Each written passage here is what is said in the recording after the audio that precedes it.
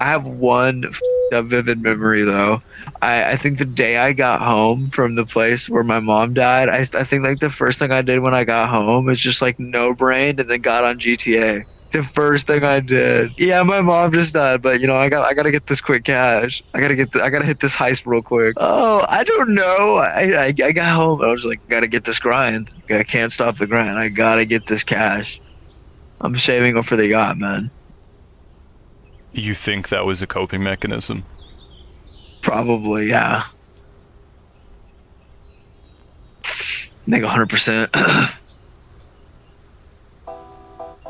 Look, all I'm saying is, sir, you have no dumpy. You are a fucking baseboard. Twisted Tees. What's up? You have no dumpy. You are a baseboard. I'm Anakin Skywalker. Of course I don't have any fucking base in my ass. Do you think when they turned him into Darth Vader, they gave him more cake? We never really saw. Of course, He's got it's the cake dark on. side. As soon as he switched to the dark side, he got that fucking fat He dumpy. got dumpy. You know? He got caked up. Yeah. Oh yeah, this is about you. This is all about him. This is all about him. This is all about Cody. This is all Dude, about I you. love myself. Tell us about you. I love myself.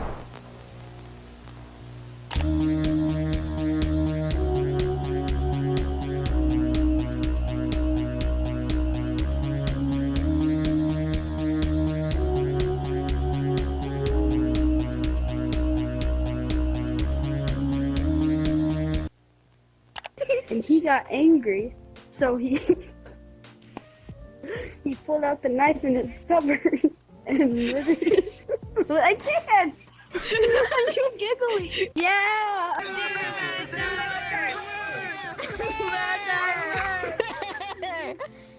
Mr.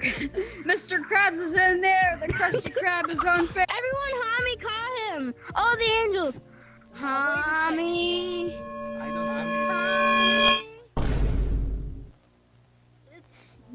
It's stupid. Growing up should be dumb. No, it is dumb. Jordan, isn't growing up dumb? Huh? Isn't growing up dumb? Yes, it does suck because you don't get as much care. No, it just sucks. In general. Well, Whoa! Wait, what's happening to me? what? Cody, are you okay? What? What? Cody, what's wrong? Oh god! Cody, Oh what happened? no! I think some of us will split up, but I hope not. I hope we can all like stick together. I feel like some of us will like grow up, but like on a different level, and like we won't be like that close of friends anymore. That's like my biggest fear of what will happen. I mean, maybe we'll all be on Discord still and talk, but there's a fairly low chance. No, don't say that. They're all like my best friends. Yeah. Like this impenetrable friendship. We're all gonna like live together in the same, you know. Like, I mean, I was younger back then, so like, you know, obviously I know a little more, and like everything fades out, and can't really control it. But I do think that friends are like super hard to replace. But pretty sure like everybody just kind of like vaguely stopped talking to each other, like over time. I don't think I'll ever really stop talking to these people completely. I mean, I think I'll always like kind of like what I am now, like how I'm like barely in touch, but just still in touch to like keep track of like what's going on. They're just in the distance. They're just right there if I need them. Oh, dude, it's kind of funny, but it's fucked up.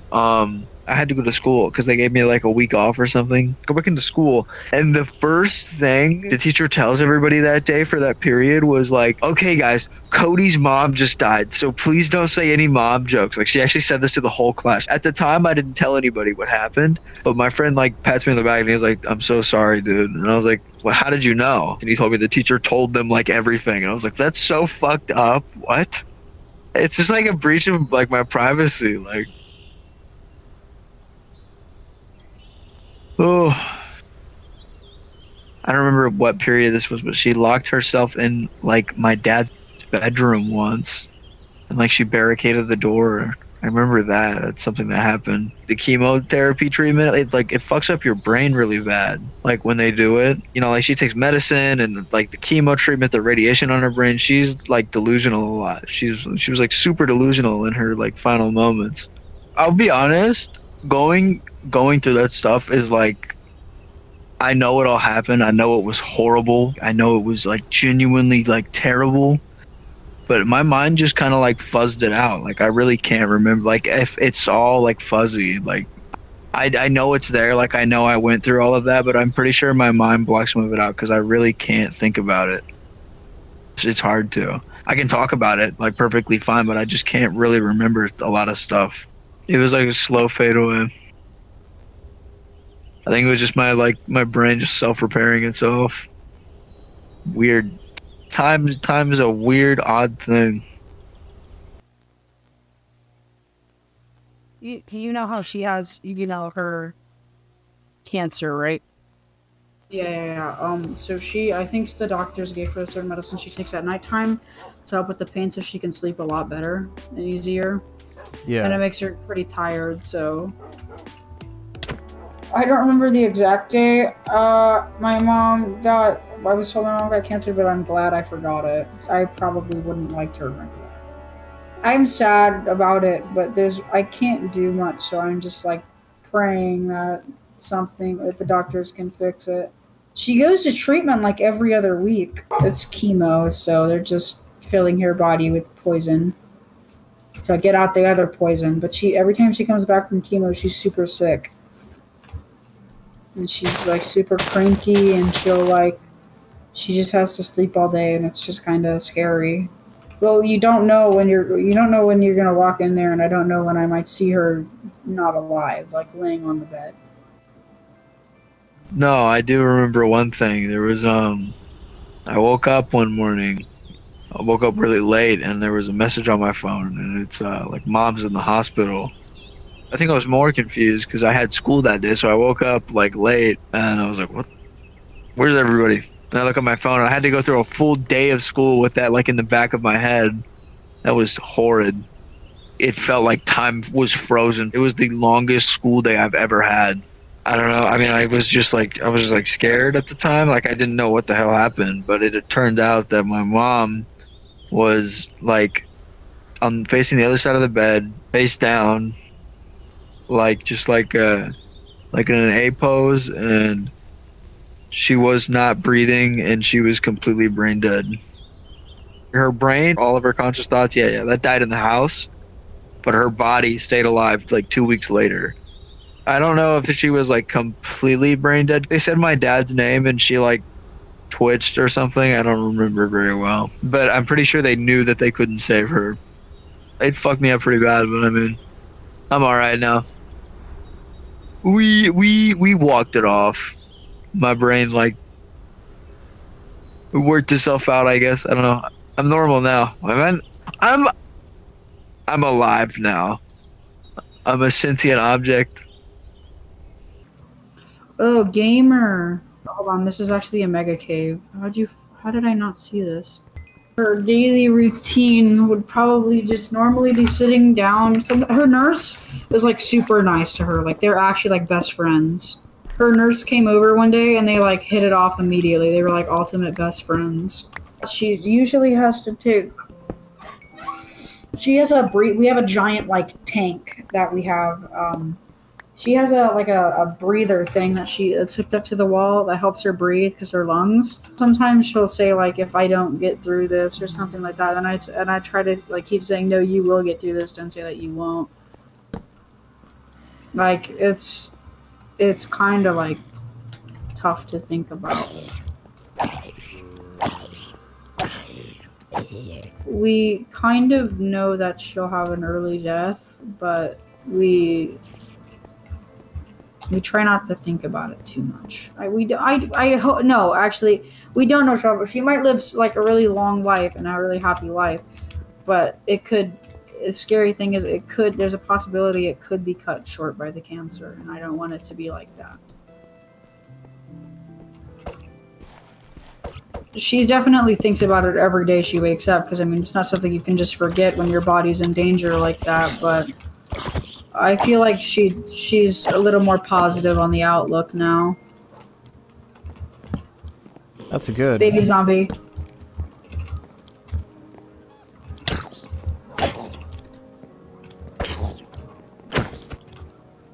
Oh, it was like it was like the realization of, oh shit, this person's gone. Like, they're gone. Like, you can't see them anymore because they're dead. Like, you're never gonna see that. Like, this person has been erased from the earth. And I was like, oh shit. You know, like, you see it happen all around you, but you don't expect it to happen to you. I don't know how I dealt with it. I just kind of like locked it, and then I just like let it fade. Latest thing I know is that I remember walking out, and in the parking lot, I had one of my dad's friends was patting me on the back, and that's like the most vivid memory I have from back then. So I just remember like laying in bed with her a lot, like just chilling with her. She keeps saying that she's afraid that this will be her last Christmas, and it's kind of depressing to think about. She says like, oh, if I don't make it through this, I want you to know that I've always loved you, and stuff like that. And then, you know, I deny it. I say like, oh no, you're gonna get through this. You don't say that you won't, because you are, and stuff like that. She's really strong. She likes to watch detective shows, so I sometimes come in and watch detective shows. She likes to watch, you know, like the doctor shows. I think her name's Dr. Pimple Popper. I'm thinking. Oh.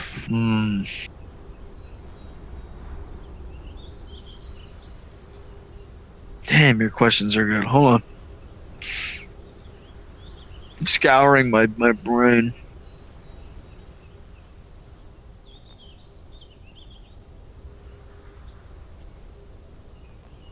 Thinking back, yeah, it's literally just like I remember sitting on the couch with my mom and just chilling that day, watching we were watching like true crime shows or something, like the both of us.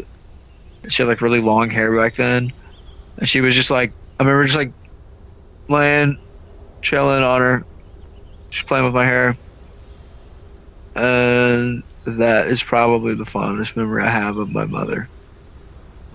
We moved a lot. We lived in like 6 or 5, I don't know, some. Well, I lived in quite a few because my parents divorced for a while, so I would like bounce between them, and then I ended up staying with my mom. But she was in a part of Indiana that was middle of nowhere. Like, it was so terrible. So I just screamed at her until I could go back to my dad's. Yeah, no, it was really bad. Just crying until they just let me leave. Because this was back when I was like back then I was like really small, so I just cried until they just like called my dad to come pick me up and take me. My dad took me, and then we moved down to Florida. They got back together, and then my mom came up to Florida. I prefer Indiana's weather over Florida's weather, but I do prefer Florida. The water is such a bland answer, but the water's real pretty when it's not gunk brown. I surf, so like I love the water. It's too fucking hot here. It's too violent here. There's too much crack here. It's too sandy here, too windy here. But other than that, it's perfect. I don't know, I kind of always liked the water since I was little. I just like the water. Like, I like swimming, and I got interested in the ocean. We moved to Florida, and so I was like actually at the ocean, and I figured that's what I would do. I would just become a marine biologist. I just want to skip the college part so I can go to the marine biology university or whatever it is that I'm going to. Nurse sharks are cool. In middle school, there was this kid I really didn't fucking like. Hated this motherfucker. Like, he would tease me every day. And then one day I was with my friend, and we were at this festival that the school was holding. I've been walking around this world for 20 minutes. What the fuck is wrong with your avatar? It's so big. Oh, why am I? Oh yeah, I'm still Gregory. Gregory. I really fucking hated this guy. I was at a festival with my friend that the school was holding. And this was in like middle school, keep in mind. We passed by him, and he like leaned in my ear, and he said, he said something about like fucking, he said like, like pickle and pussy in the same sentence. Pickled pussy.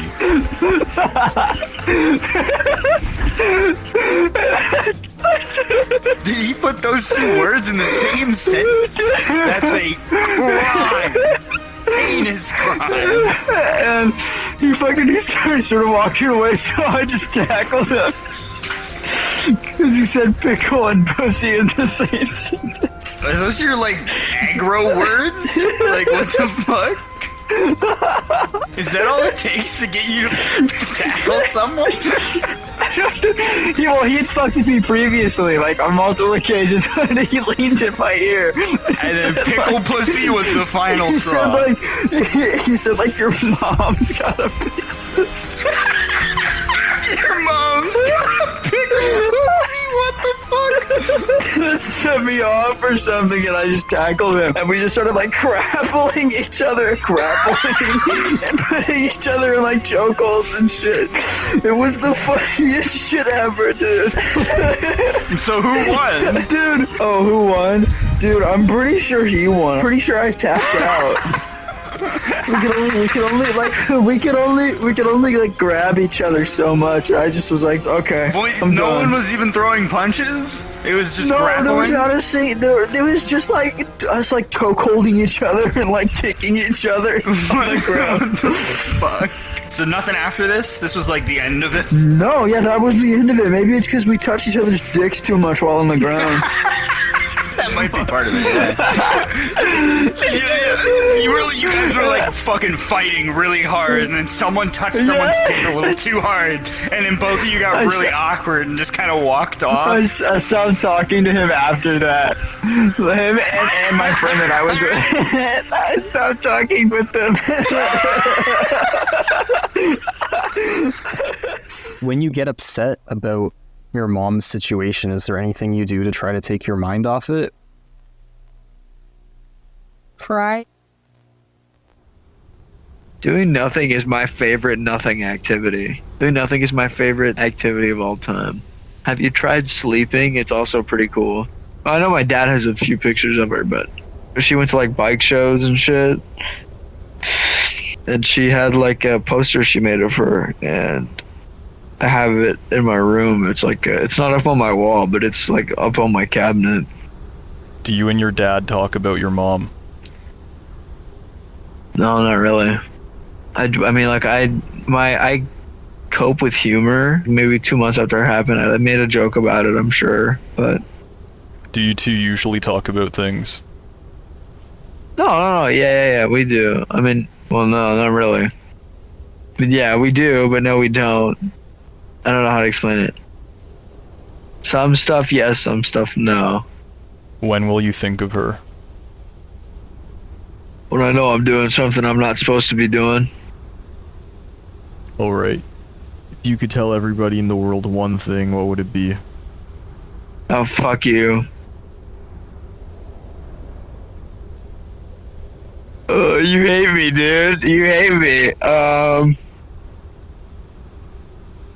Actually, pause for a moment. Let me conspire. Let me concoct real quick. Hold on. Let me customize. Let me think. Hold on. Let me think.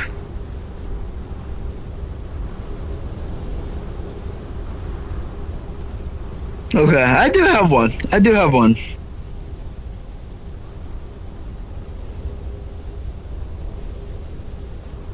If I had to tell, right, like, since you hate me, right, since you're a bad friend, I will say to everyone,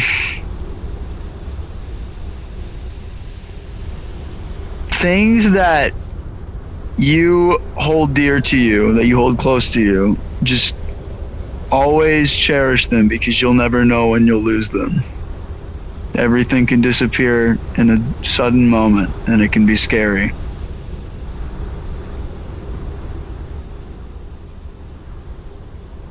How's that? That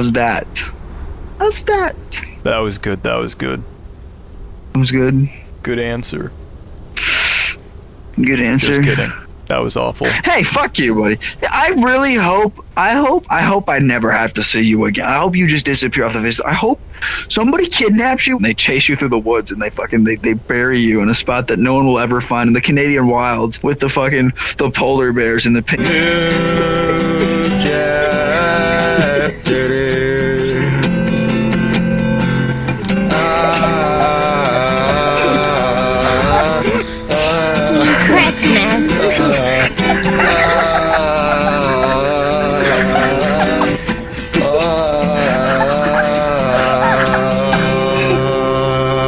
Every Christmas is about the friends we make along the way.